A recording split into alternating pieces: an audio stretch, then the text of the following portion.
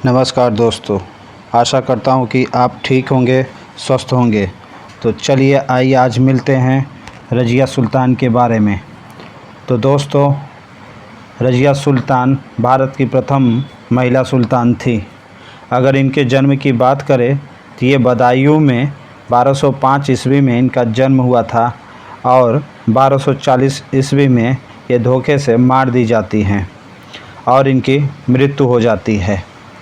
दोस्तों, इल्तुतमिश ने अपनी पुत्री रज़िया को अपना उत्तराधिकारी बना दिया, परंतु सरदारों तथा उलेमा के विरोध के चलते इल्तुतमिश की मृत्यु के पश्चात उसका पुत्र रुकनुद्दीन फिरोज शाह गद्दी पर बैठ गया।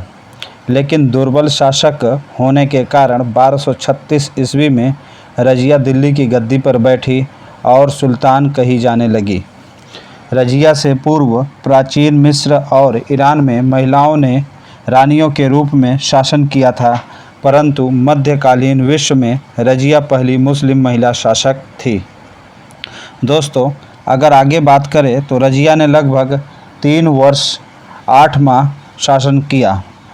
रज़िया ने स्त्रियों का पहनावा छोड़ दिया और बिना पर्दे के दरबार में बैठने लगी। वह युद्ध में सेना का नेतृत्व करने लगी। अमीरों को शीघ्र ही पता लग गया कि स्त्री होने पर भी रज़िया उन हाथों की कठपुतली नहीं बनने को तैयार है।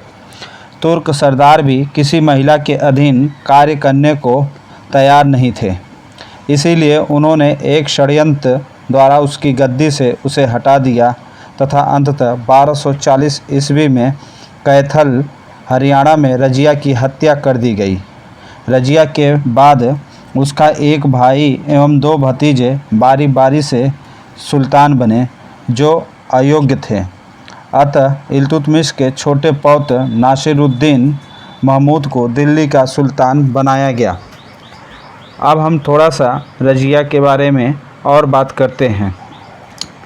अब आगे बात करें तो शासन की भूमिका में रज़िया को उसके पिता शमसुद्दीन इल्तुतमिश की मृत्यु 12 अप्रैल 1236 के पश्चात दिल्ली का सुल्तान बनाया गया था। इल्तुतमिश पहला ऐसा शासक था जिसने अपने बाद किसी महिला को उत्तराधिकारी नियुक्त किया था।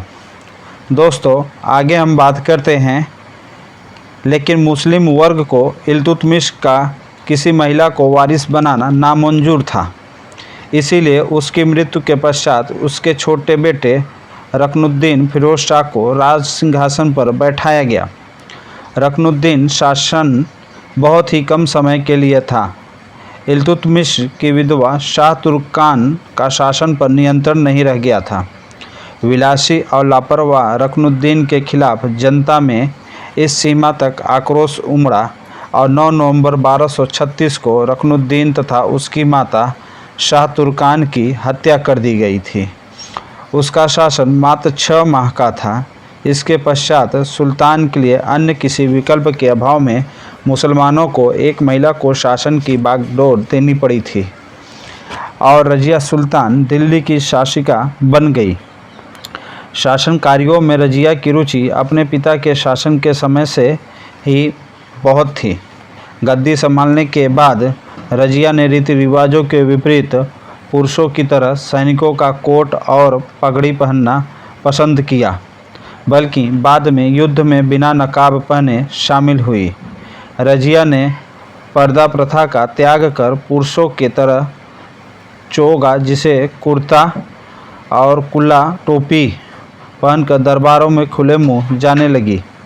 रज़िया अपनी राजनीतिक समझदारी और नीतियों से सेना तथा जन साधारण का ध्यान रखती थी। वह दिल्ली की सबसे शक्तिशाली शासक बन गई थी।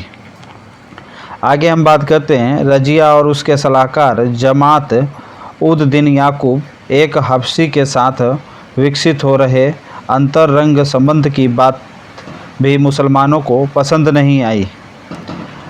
रज़िया ने इस पर पर्याप्त ध्यान नहीं दिया, किंतु उसका इस संबंध के परिणाम को कम आंकना अपने राज्य के लिए घातक सिद्ध हुआ। कुछ स्रोतों के अनुसार रज़िया और याकूत प्रेमी थे। अन्य स्रोतों के अनुसार वे दोनों करीबी दोस्त विश्वास पात्र थे। इस सबसे रजिया ने तुर्की वर्ग में अपने प्रति ईर्ष्या को जन्म दे दिया, क्योंकि याकूब तुर्क नहीं था और उसे रजिया ने अश्वशाला का उत्तराधिकारी नियुक्त कर दिया था। भटिंडा के राज्यपाल मलिक इख्तियार उद दिन अल्तूनिया ने अंत प्रांतीय राज्यपालों, जिन्हें रजिया का आधिपत्य नामंजूर था, इसके साथ मिलकर विद्रोह कर दिया। रजिया और अल्तूनिया के बीच युद्ध हुआ और जिसमें याकूत मारा गया और रजिया को बंदी बना लिया गया। बनने के डर से रजिया अल्तूनिया से राजी करने को तैयार हो गई थी। रजिया अल्तूनिया से शादी करने को तैयार हो गई थी। इस बीच रजिया के भाई मैजुद्दीन बहराम शाह ने सिंहासन हथिया लिया। अपनी सल्तनत की वापसी के लिए रजिया और उसके पति अल्तूनिया ने बहराम शाह से युद्ध किया, जिसमें उनकी हार हुई।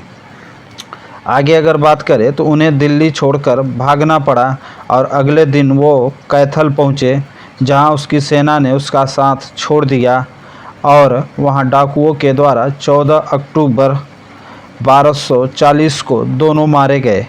बाद में बहराम को भी अयोग्यता के कारण गद्दी से हटना पड़ा।